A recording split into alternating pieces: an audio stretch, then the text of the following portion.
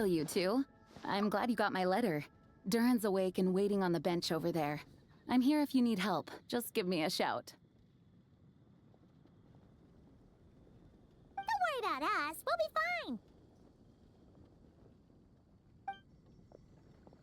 Oh, hey, you two. I just remembered what happened right before I passed out. Thanks for holding me back. I shudder to think what might have happened if you hadn't. I'm fine now. It's just... a lot of people seem to have forgotten me. Don't worry. We'll figure out a way to fix this. Why don't you start by telling us what happened? It felt so strange.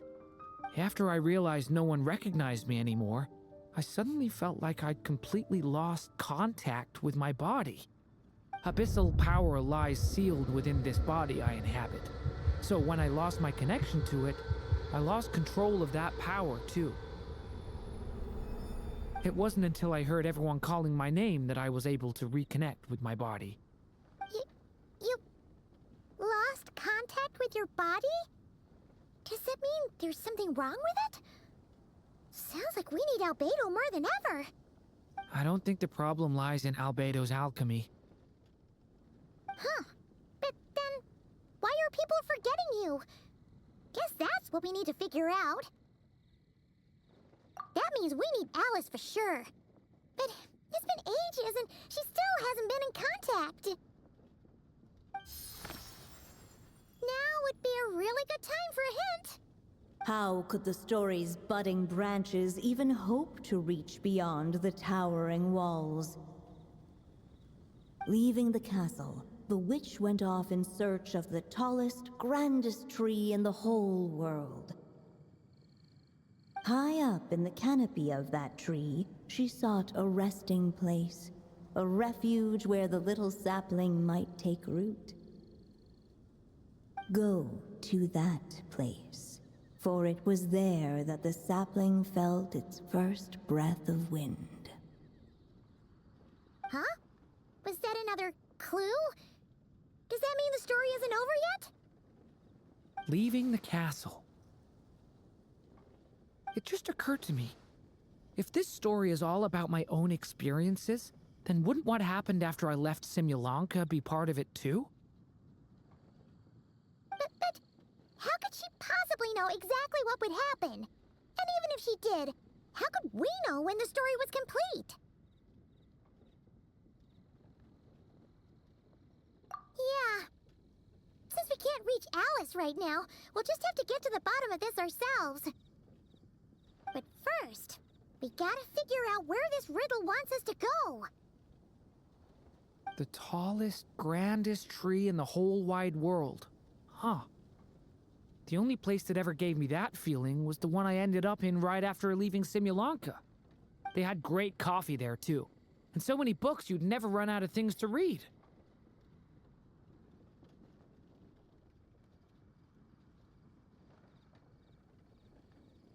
Think about it. Our search in Mondstadt began in a library, right? Well, Sumeru City's got one of those too, and it's absolutely huge. What do you say? Should we try looking there? Huh. That does kind of make sense. And it's not like Paimon's got a better idea. Alright, let's just give Jean and the others a heads up first. Well, it sounds like you've got a plan, so I won't interfere. All I ask is that you stay safe. Albedo won't be back for some time, and until he is, we can't know for sure how dangerous Durin might be in his current state. I'm so sorry about what happened before. Believe me, I'm not blaming you, and neither is anyone else here. If anything, it's the opposite. We're all just worried about you. Worried? About... Come with me. I want to show you something. As soon as they heard you were awake, they all hurried over to see how you were doing. You all came to see me? A little birdie told me you're working on finishing a storybook. So maybe all those people losing their memories is just a plot twist, waiting to be resolved. Miss Lisa, always seem to know how to put my mind at ease. Please, everyone, don't worry about me. When I get back, I'll find a way to complete my mother's story, and the one we started, too.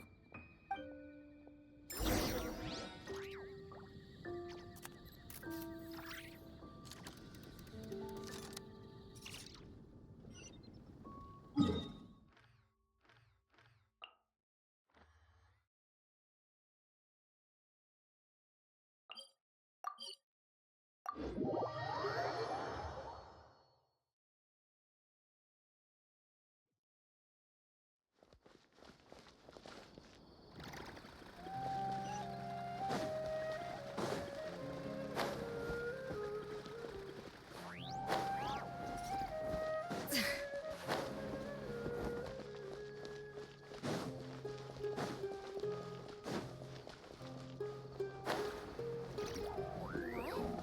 But I think it's way better to stay here and study.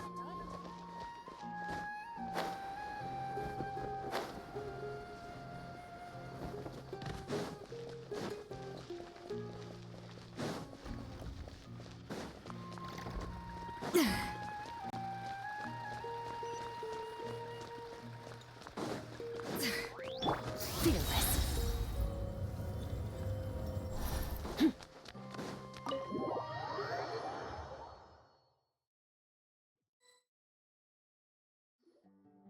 Whew. After the library hunt in Mondstadt, it's not as if Paimon was expecting this to be easy. But this...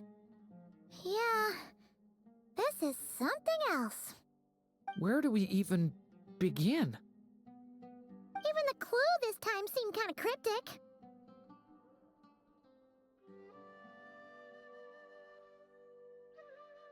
Yeah. Guess the best we can do is stay on the lookout for more weird things going on.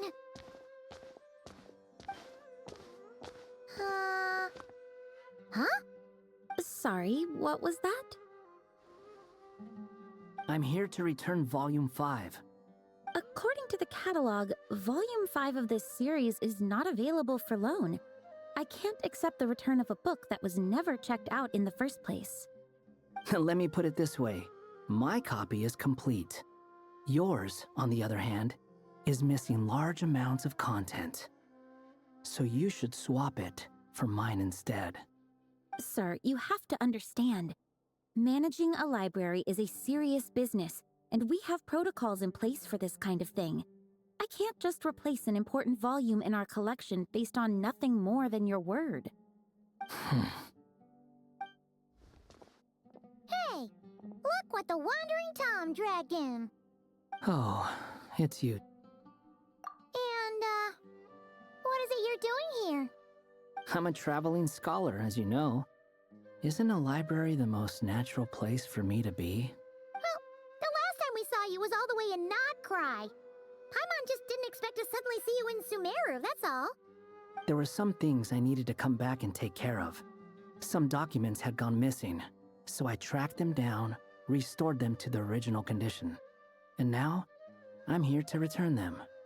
And considering what I'm planning to do next, it feels like a weight off my shoulders. What's going on with you, huh? You look like a kicked puppy. Hat guy. Ah, at least you haven't forgotten about me. What's that supposed to mean?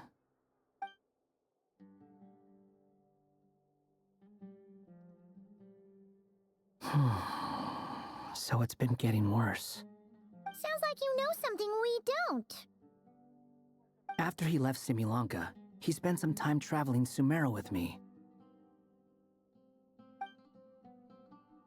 I was working on several texts at the time, and I stumbled upon something strange.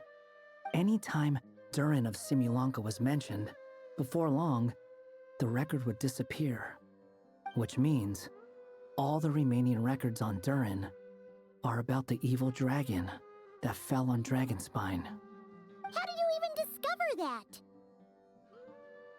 If I remember correctly, Hat Guy loved the time he spent in Simulanka so much that he started writing a travel log. That's besides the point. The fact is, his case is different from mine. It's more like the world itself refuses to accept his existence. It started with a few written records, but now it sounds like it's spread to people who never met him or didn't know him well. At this rate, the whole world might forget him altogether. The whole world? But that includes all my friends in Mondstadt, and even Hat Guy, too. So that's what you've been worried about all this time? Why didn't you just tell me? There are more important questions right now, like figuring out how to fix this. That mage clearly cared a lot about her child. She left that book behind for a reason. If you want answers, isn't that the place to find them? You think that didn't occur to us already? Problem is, we need to find the memory that unlocks the next chapter first. Mind if I take a look? I just want to know what secrets this book is hiding. Besides, I've run into a bit of red tape, so I've got time. Of course. Be my guest. So, the memory we've been looking for was about you all along?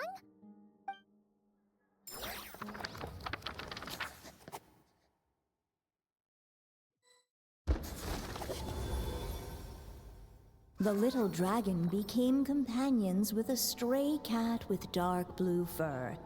It was a friendship born of all they had in common. He left his castle at the stray's invitation, setting out to explore the world beyond its walls.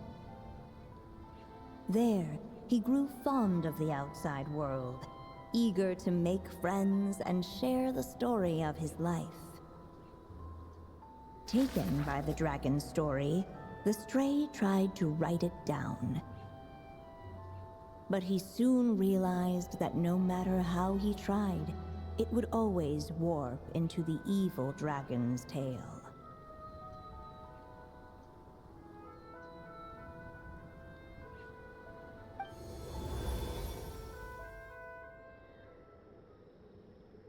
So, this is the world where this chapter takes place? Looks like we're at the top of some kind of gigantic tree.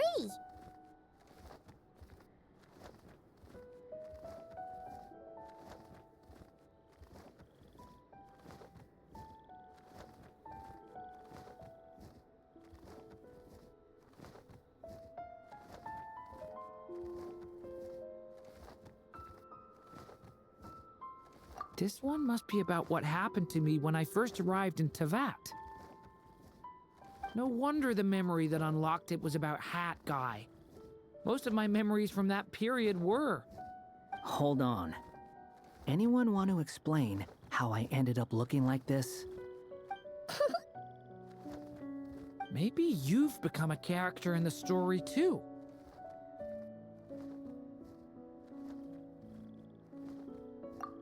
You see me as a stray cat? A wandering Tom, to be exact. You should count yourself lucky. Of all Durin's friends, your character is by far the most memorable. Maybe it's because I've known Hat Guy for longer, so my impression of him is more vivid than the others. Vivid? Then how come you haven't changed one bit? Guess that means the impression the Traveler left was so vivid, it didn't need changing.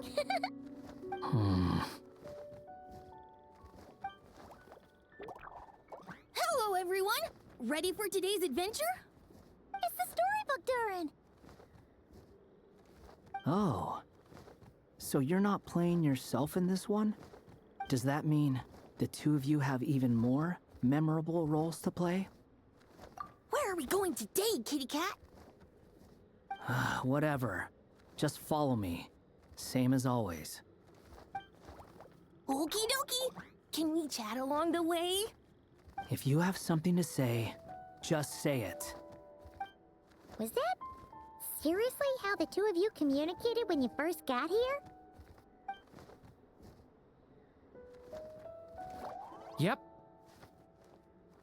Anyway, how do we get ourselves out of here? Usually, the narrator gives hints to help us figure out what to do. Speaking of which, about time we got some of those, don't you think? The story's vines had woven themselves together into a giant tree, the boughs of which a little storyless dragon now paced, homeless among its leaves. He had to find a way to leave this place and set off in search of a home of his own. If he stayed, the world would erase him from its memory altogether. To leave this place? But where am I supposed to go? The little dragon felt completely lost.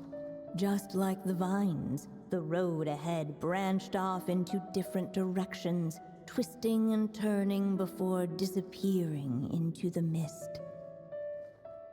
But as luck would have it, a prophetess waited up ahead.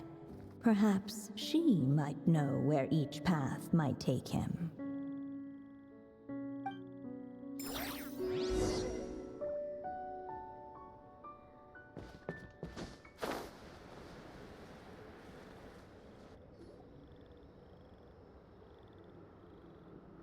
Oh, you must be the little lost dragon. It's true.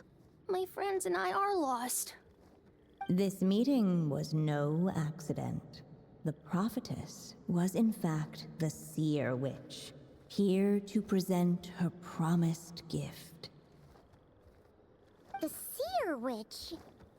Oh yeah! That's Mona's teacher, right? The old hag? Insolent child.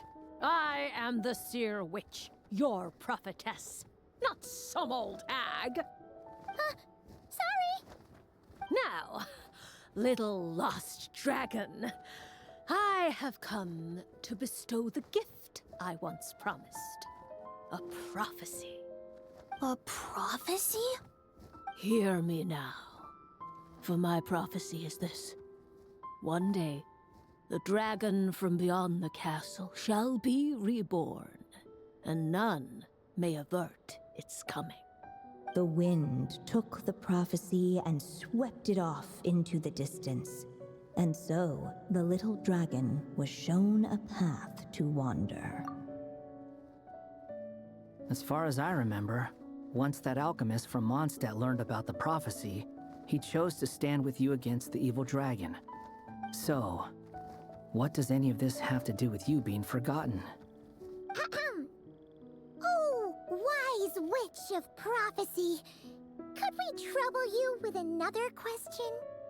As enigmatic as she was elegant, the seer witch spoke no more, for her thoughts had long since returned to the starry firmament above.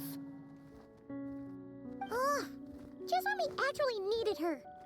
The seer witch was my mother's friend, so the prophecy she just gave should turn out to be helpful. Well, it's not like we've got better options. But if all we need to do is leave this place, which path should we take? Why don't we take a look around?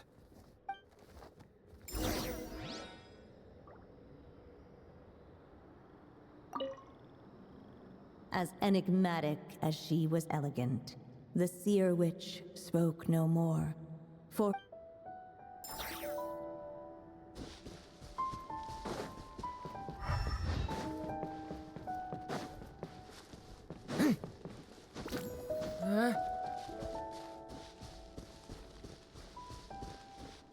the wind kept blowing, but the little dragon had not yet resolved to follow it. Before him lay a foggy path, and where it might lead he could not tell.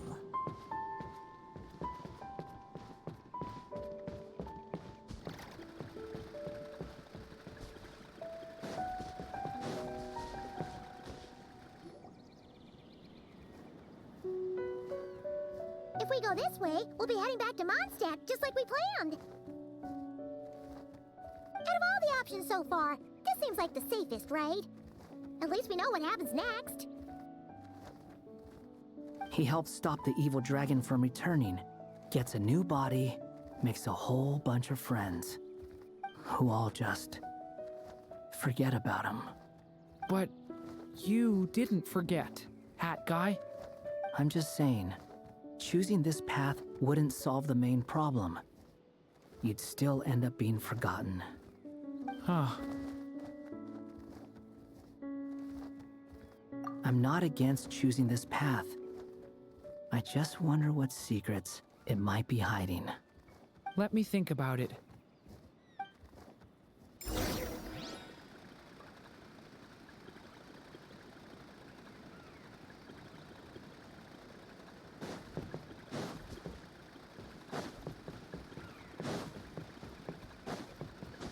Hey, I still think you should keep going, little dragon. If you leave the castle, you can accomplish something amazing and make a bunch of friends along the way. Really? Then let's go! Unable to preserve his story, the little dragon wandered astray. Fortunately for him, a certain prophetess had left behind a prophecy to guide him. The wind took the prophecy and swept it off into the distance, and so the little dragon was shown a path to wander. Following the wind's guidance, the little dragon made his escape. In turn, the prophetess affirmed the little dragon's choice, leaving an extra secret as her parting gift. Now that you've made up your mind, I shall keep my promise by explaining fate's little trick. Long, long ago, the gods of the high heavens gave the world outside the castle a magic of its own. They called it storytelling. It was a magic of almost unshakable power that governed how people met, grew close, and understood one another. Each person had a story meant for them and them alone. One whose ending was written in the heavens long ago. In truth, your story and the evil dragons are simply two versions of the same tale, and that is something the magic of storytelling cannot abide. Beyond the castle's walls, your story cannot take root, for the evil dragon's tale has done so already.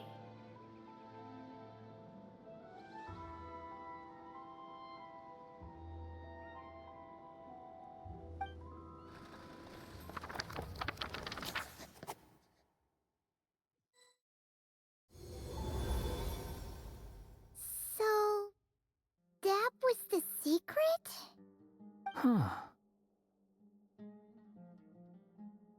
But what does that mean? You still don't get it?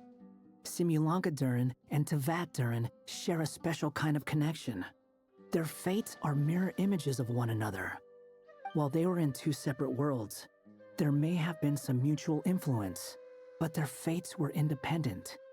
But when Simulanka Durin came to Tevat, a version of his fate already existed there.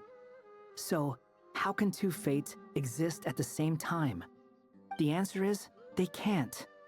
The rules of this world don't allow it. You can't return a book you never checked out in the first place. So, what's Durin supposed to do? Those mages seem to have come up with quite the ingenious solution.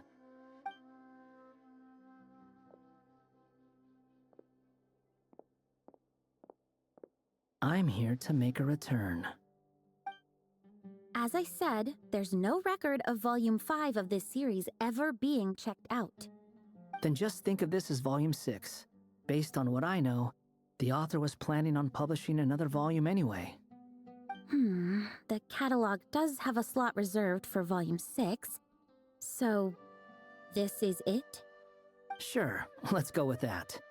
All you need to know is, I'll be the one writing this series from now on. You...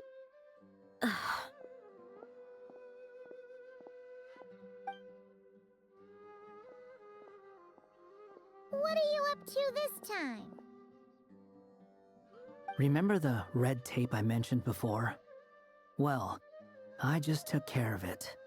Now, I guess you'll be off to see your alchemist friend? It should be pretty obvious by now. He has the answers you're looking for.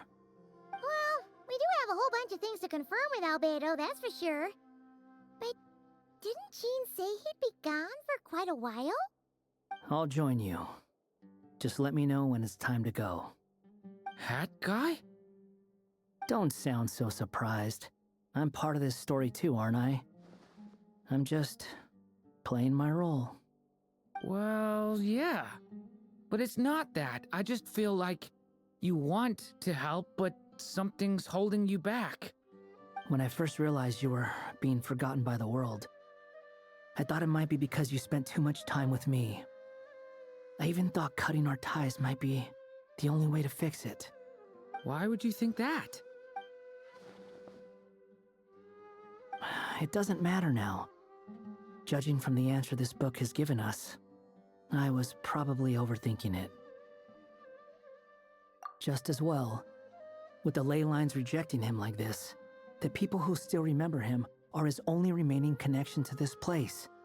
If that last fragile tie was broken, who can say what devastation his unbound body might unleash? And to think I'm one of the people keeping you here, instrumental in helping change your fate. Can't say I saw it coming. Well, if it's good enough for Hat Guy, it's good enough for me. After all, he is about as odd as humans get. Excuse me? With some people, even if you try asking a simple question, they'll always give you a complicated answer. And the more you ask, the more complicated it gets. Truth is, Hat Guy's just that kind of guy.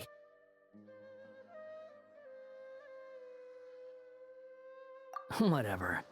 All I needed was a yes or no, so we can quit it with all the back and forth.